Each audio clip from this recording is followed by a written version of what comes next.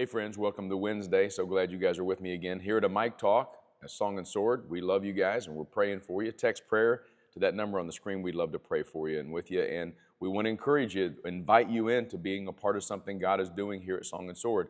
You can go to songandsword.com, hit the donate button, and you can give a gift online one time. You can make it so it recurs every time you get paid or every other week or every Sunday, however you want to do it.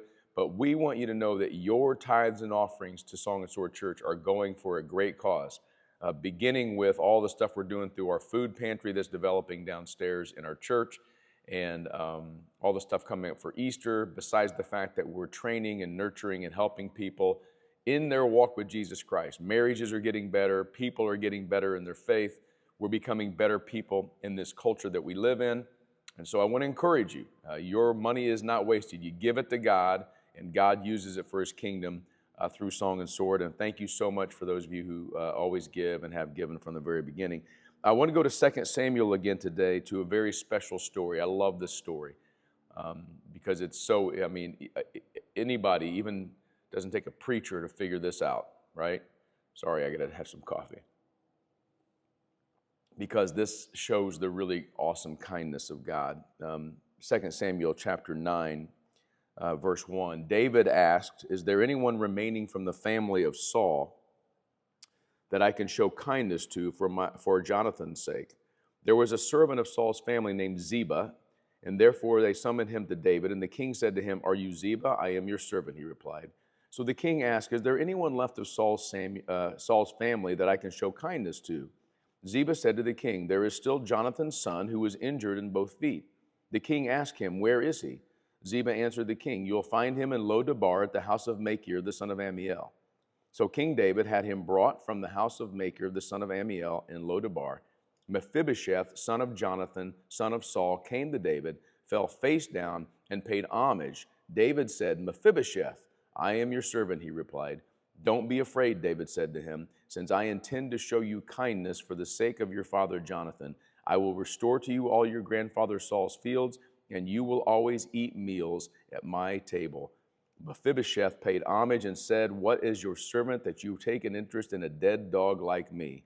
Then the king summoned Saul's attendant Ziba, and said to him, "I have given to your master's grandson all that belonged to Saul and to his family." It was an incredible story, and you might hear the word kindness in there. The word is chesed. We talked about it Sunday. It is this loving kindness, this undying, everlasting love. Sometimes it's translated. It means that God's love is eternal. And here's what David uses it for. He uses it for Mephibosheth. Now, I want you to set the picture here. David is king. And what happens when kings take over in the olden days, in the ancient days, is the kings wipe out all the male descendants of the former king so that no one comes and says, "Hey, I have the right to the throne." Well, everybody knows this. So when Saul died, there was a nurse that was carrying Mephibosheth as a child. She fell. He broke his legs. He is crippled in both feet. He can't walk. Now, in a way that's just weird to us in the ancient times, this means that you have a defect and you cannot be in the presence of the king. You're not worthy of the king's presence. But remember, David had this undying covenant and agreement with Jonathan, his friend, that was Saul's son, the prince, and that they would show kindness to one another's family. So here it is. It's been years since Saul and Jonathan have died in battle, years since David has been established in Jerusalem, at least 7 or 8 years. And he says, "I want to do something good. I want to do something kind. I want to show favor, chesed." And so he finds out that there's still a surviving male, the grandson of Saul, the son of Jonathan, a kid by the name of Mephibosheth, who's probably an adult now. And he comes before David and he goes, "I'm unworthy." He refers to himself as a dead dog. And David says, "Mephibosheth, you are a part of my family now.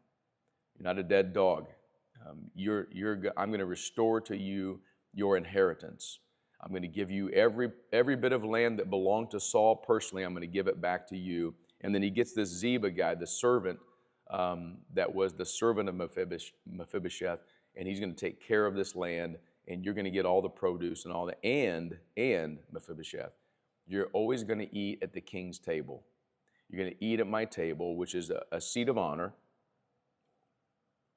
To be invited to the table of the king in ancient times was a seat of high honor.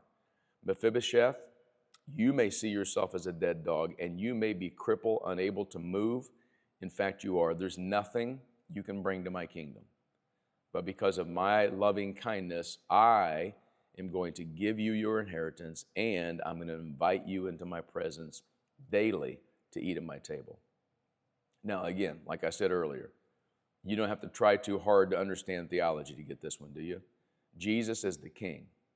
It's a picture of his love for us. We come before him, we fall down, and we have broken lives, broken legs, broken hearts, broken spirits. Everything in us is broken.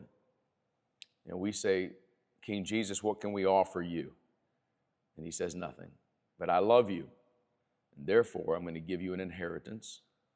And I'm going to invite you in to eat at my table every week, every day.